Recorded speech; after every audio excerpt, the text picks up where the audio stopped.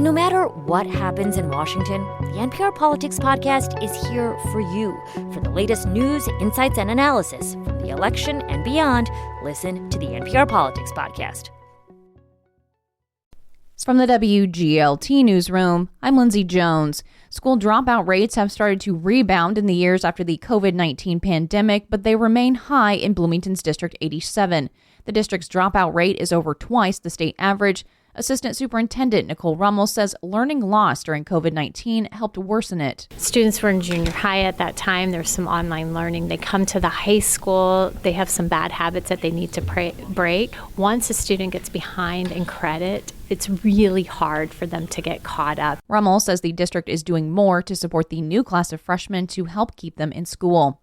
And those in the Bloomington Normal restaurant industry are mourning the loss of one of their biggest champions, Larry Carius. He died Friday at the age of 82. Carius created the Bloomington Normal Restaurant Scene Facebook page with 43,000 followers. Carius was the first to report most restaurant openings, closings, and renovations in the restaurant-loving community. A West Bloomington gym is working to make rock climbing more inclusive.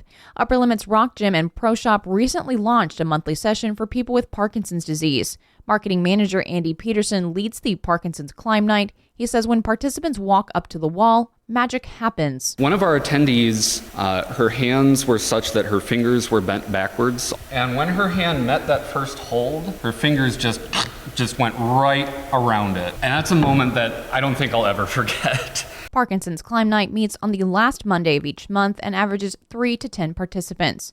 The Illinois State University football team has secured its first postseason berth in 5 years. The Redbirds will play AT Southeast Missouri State this Saturday.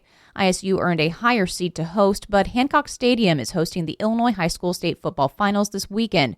Coach Brock Spack says he's not worried about the road trip. ISU won its last 5 games away from Hancock Stadium this season. That's no big deal for us. It's fun to go on the road and play, and we could, care less about all that stuff, to be honest with you. Spack says the high school football finals are a great way to showcase the university to students and families from across the state.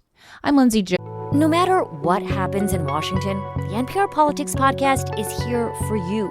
For the latest news, insights, and analysis from the election and beyond, listen to the NPR Politics Podcast.